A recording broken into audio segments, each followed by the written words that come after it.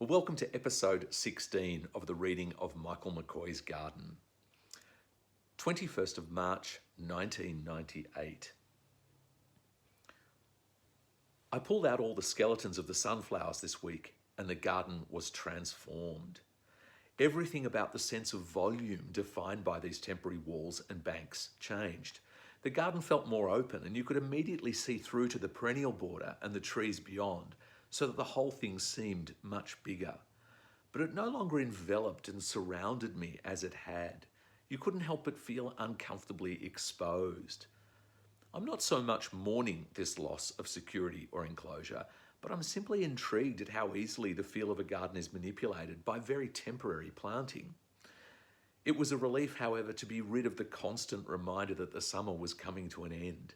The removal of the sunflowers, along with an hour or so's deadheading of perennials such as Achillea and perennial ageratum, restored an early summer freshness to a garden that was definitely beginning to look past its best. It gave the later flowering things, now just starting, a chance to look their best in decent company rather than being dragged down amongst all the earlier stuff that was looking severely hungover after the rich wantonness of midsummer. Sedum autumn joy, a plant that deserves the best of treatment and the best of company, and the rather taken for granted Leonotus leonurus, are only now just starting to do their thing, and the autumn bulbs and asters are yet to do theirs. There's simply no point in including such things if the garden is allowed to fall apart now. The temptation to turn on a sprinkler is almost irresistible. Plants that have lasted the summer through are now crying, "Enough, it is finished."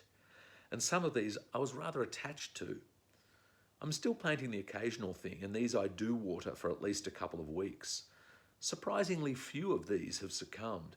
It has frequently been those that grew very well at the start that have suddenly collapsed. But I've lasted this long without watering, and I'm keen on the idea of being able to show off that I never watered in a summer when everyone else's excess water bills were astronomically high. A few dead plants are a small price to pay for the superior feelings that well up within. The 6th of April, 1998. Why is it that bulb catalogues always flow in when you have the least ready cash for such things?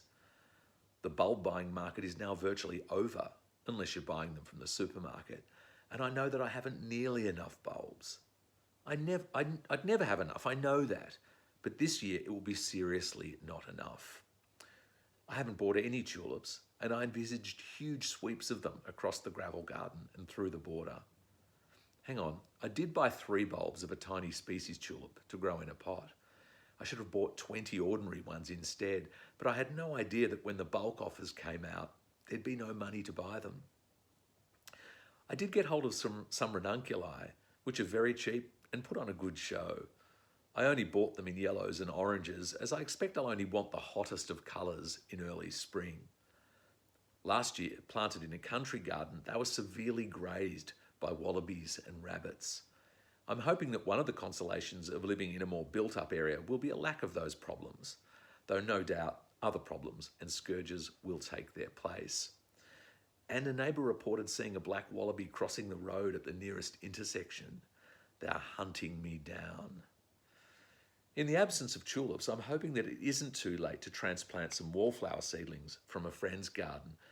The one I want is the simple, single orange Siberian wallflower, Erysimum allioni. The scent is warm and the colour is hot. I'm also hoping that it isn't too late to take some cuttings of the plants I need more of next year.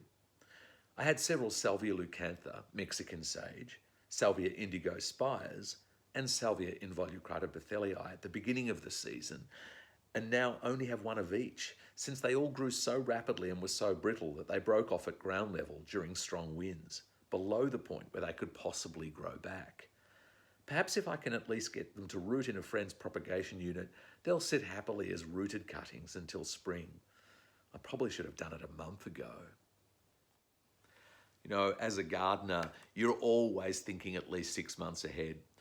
That in the autumn, you're planting bulbs for spring, you're taking cuttings to be planted out in spring, In the springtime, you're sowing seeds for things that are going to flower in autumn. And it's one of the great joys is to always have this sense of celebrating today, but I'm looking forward to the future as well. I think it's one of the really great powers of gardening. In England, a lot of people are taking cuttings in the late summer and early autumn for plants that are frost tender and won't survive outdoors, and that they'll be grown and kept alive under glass to be planted out in spring. And it's something that very few Aussies have the equipment for. And that was the case with those salvias, that all of them were going to be frosted down to the ground, if not frosted off completely and killed. And that what I really needed to be doing was taking cuttings to then overwinter under some kind of protection, ready to plant out again in spring.